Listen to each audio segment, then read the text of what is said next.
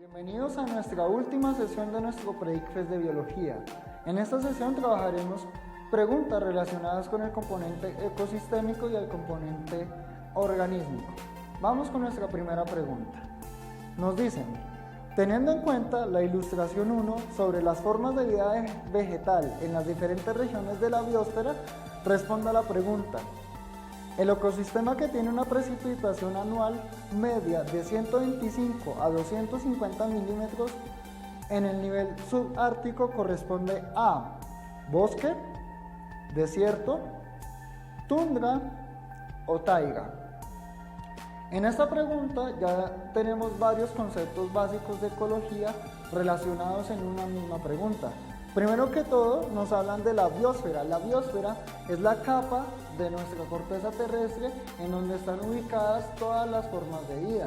Es decir, que no están ni muy cerca al núcleo de la Tierra ni muy cerca a la atmósfera terrestre.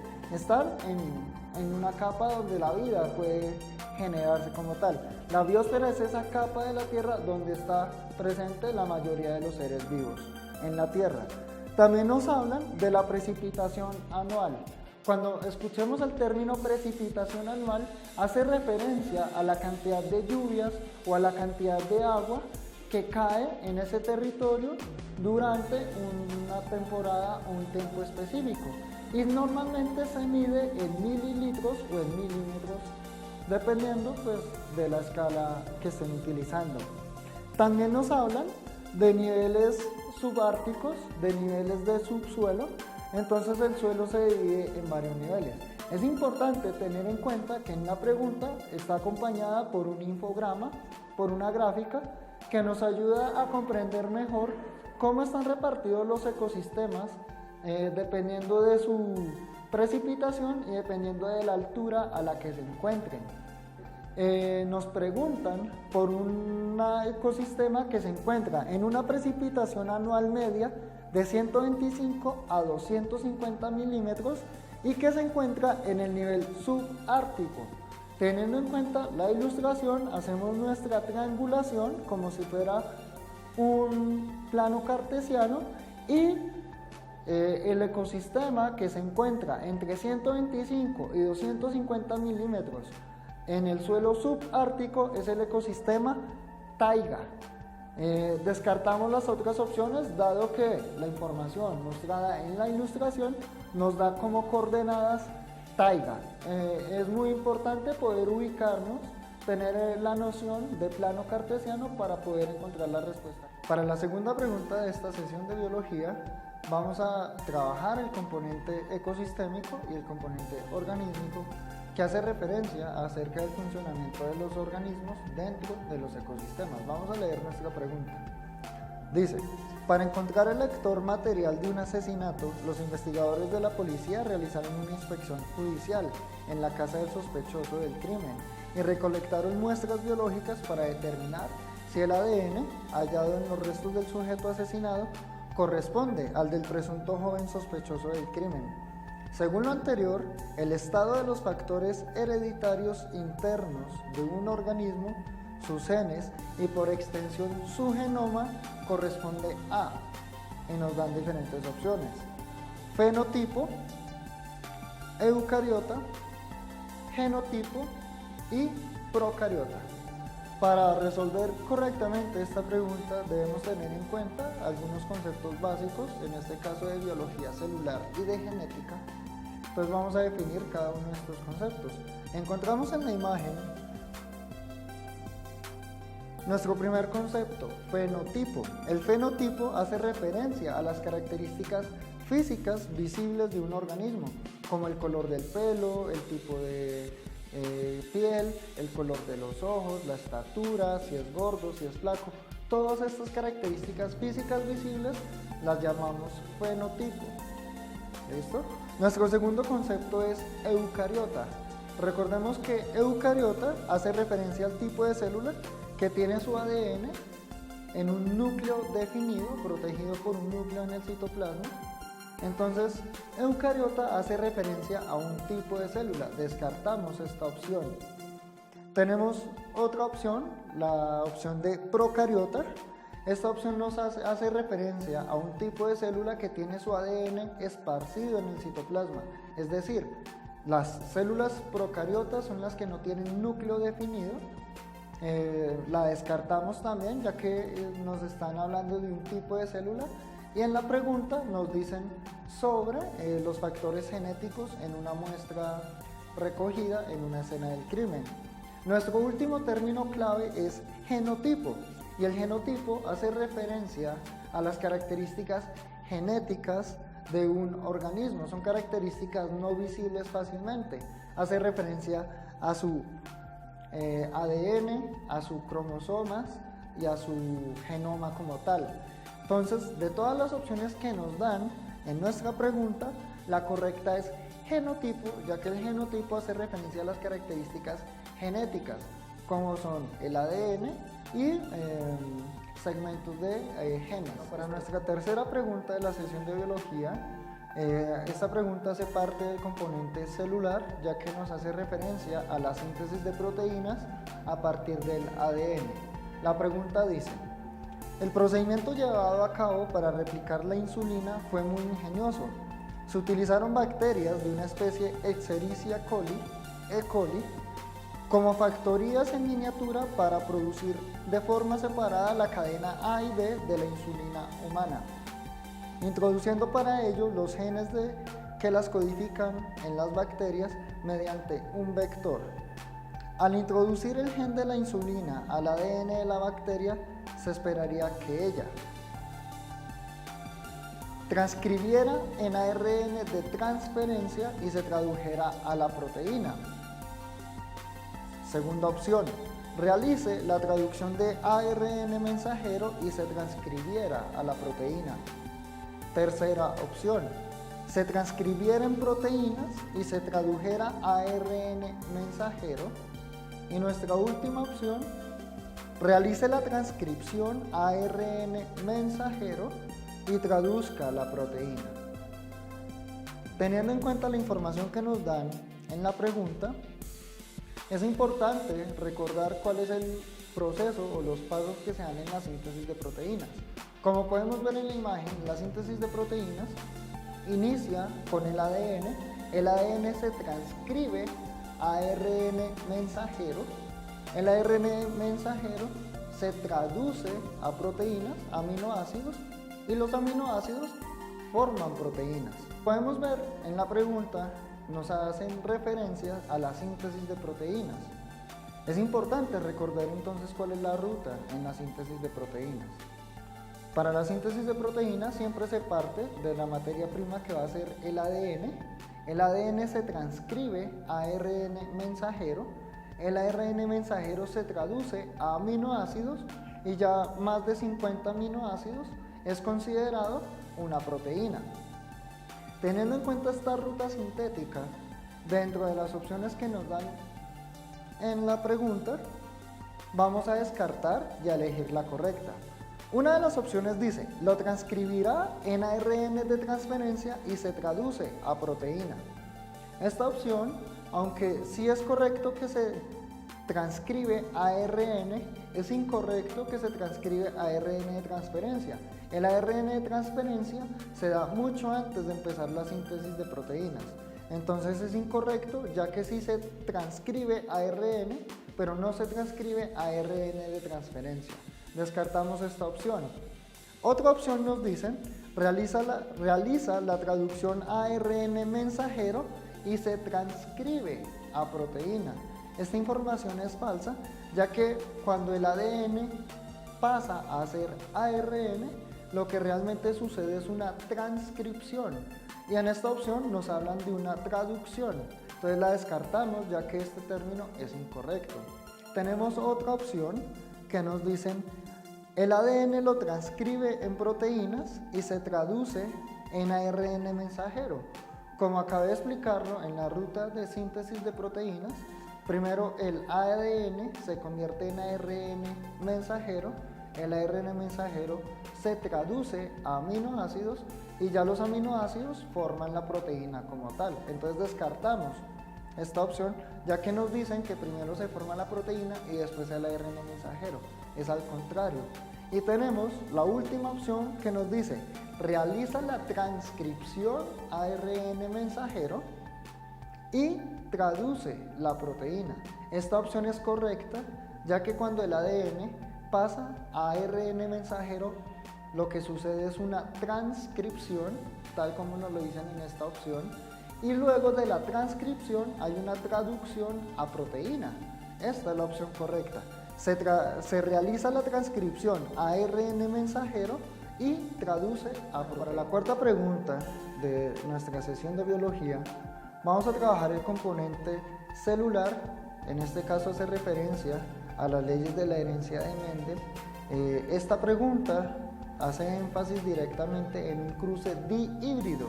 El cruce dihíbrido hace referencia a dos características.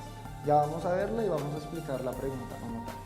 Nos dicen, en la siguiente tabla se encuentra la información de dos genes que se heredan y expresan por separado.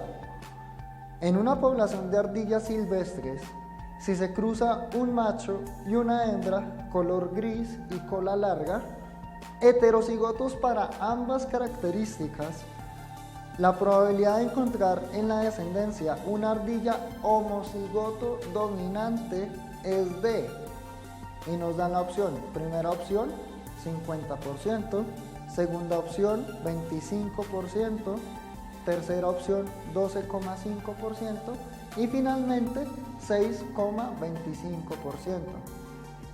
Esta pregunta hace referencia directamente a los cruces genéticos realizados basados en las leyes de Mendel y nos dan una tabla con la información.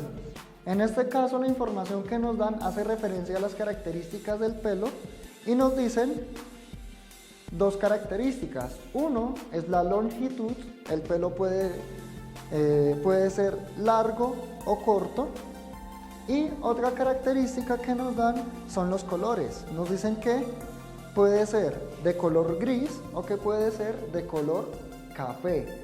Entonces tenemos dos genes, dos características para el mismo organismo. En este caso nos hablan de ardillas silvestres. Nos dicen que tiene que ser heterocigotos para ambas opciones, es decir, uno de los alelos del gen es dominante y el otro alelo del gen es recesivo, es decir, tenemos un carácter reseñado con letra mayúscula y otro carácter reseñado con la letra minúscula que hace referencia al carácter recesivo. Cuando tenemos un heterocigoto, uno de los alelos es dominante y el otro es recesivo, supremamente importante. Nos dicen en el ejercicio, si se cruza un macho y una hembra de cola gris y larga, heterocigotos para ambos. Vemos en la imagen cómo se da el cruce. Nos dan, al ser un cruce dihíbrido, nos produce una descendencia de 16 hijos en total y cada uno va a tener unas características. Es importante recordar entonces la diferencia entre genotipo y fenotipo. Nos dan 8 genotipos y nos dan 4 fenotipos. ¿Cómo así fenotipos? Características visibles de los organismos. Todo el organismo puede ser de cola larga y gris, de cola café y larga, de cola corta y gris o de cola corta y café. Esas son las probabilidades fenotípicas, pero las probabilidades genotípicas son muy diferentes. Podemos ver en el cuadro de Punnett de este cruce dihíbrido que nos dan alrededor de 12 combinaciones genotípicas diferentes. ¿Ok? Teniendo en cuenta que nos preguntan por la probabilidad de encontrar descendencia de una ardilla homocigota dominante, significa que los 4 alelos tienen que ser dominantes, es decir, deben estar representados con las 4 letras mayúsculas.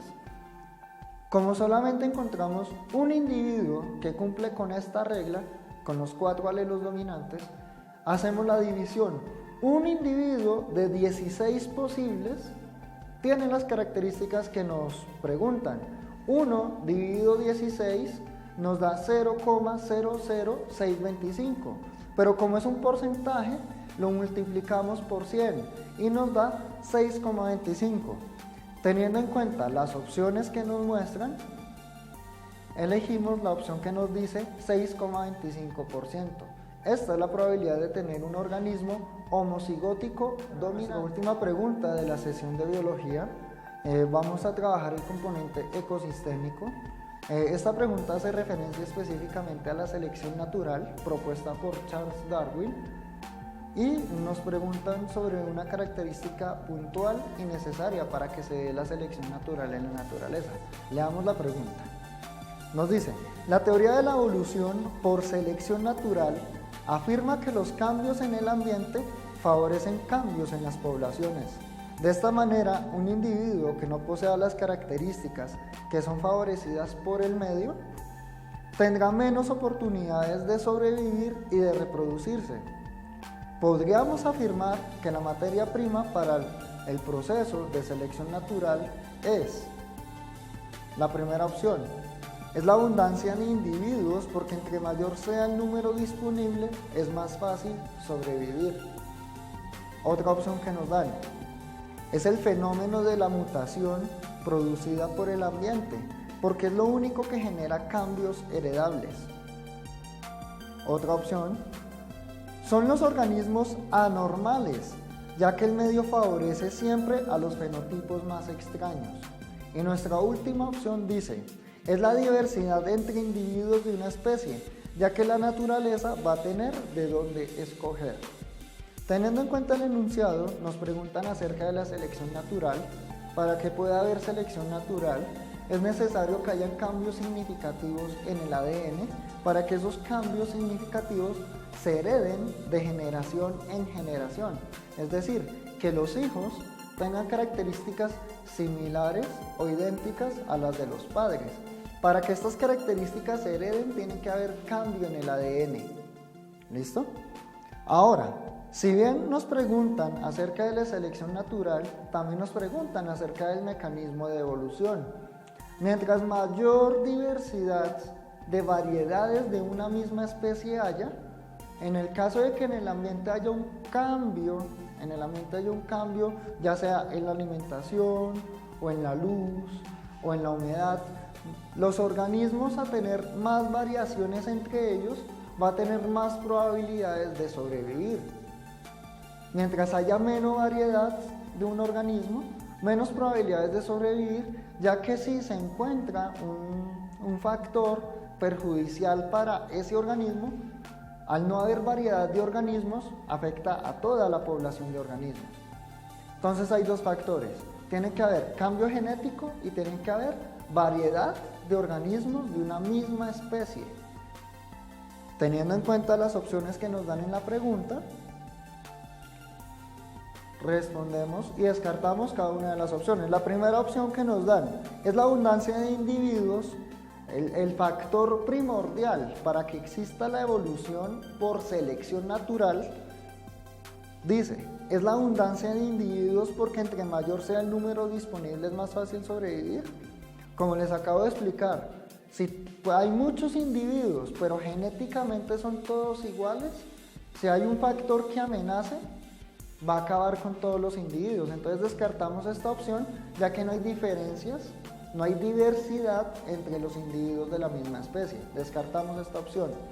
La segunda opción que nos dan es el fenómeno de la mutación producida por el ambiente, porque es lo único que genera cambios heredables. Si bien es cierto que las mutaciones son cambios heredables a través de las generaciones, esos cambios no son producidos por el ambiente, son producidos de forma aleatoria a nivel molecular en el ADN, no producidos por el ambiente. Entonces descartamos esa opción por esta razón. Tenemos otra opción que nos habla de son los organismos anormales ya que el medio favorece siempre a los organismos más extraños. Falso. El medio siempre va a favorecer al organismo que esté mejor adaptado para esas condiciones específicas. Pero se ha demostrado que hay especies que con el paso del tiempo, cuando cambian el ambiente, ya no tienen ventaja, sino desventaja y se extinguen. Entonces descartamos esta opción, ya que solamente nos hablan de normalidad y anormalidad y no tiene nada que ver con los cambios ambientales. Y la última opción, que es la correcta, nos habla, es la diversidad entre individuos de una especie, ya que la naturaleza va a tener de dónde escoger, como les explicaba anteriormente. Al tener variaciones entre organismos de la misma especie, puede que un organismo no sea resistente al sol, pero otra variedad del mismo organismo sí va a ser resistente, digamos, a la luz solar. Entonces van a haber características diferentes de la misma especie. Por lo tanto, va a haber mayor probabilidad de que esa especie sobreviva. Esta es la opción correcta. Tiene que haber diversidad entre individuos de la misma especie para que la naturaleza tenga de dónde elegir.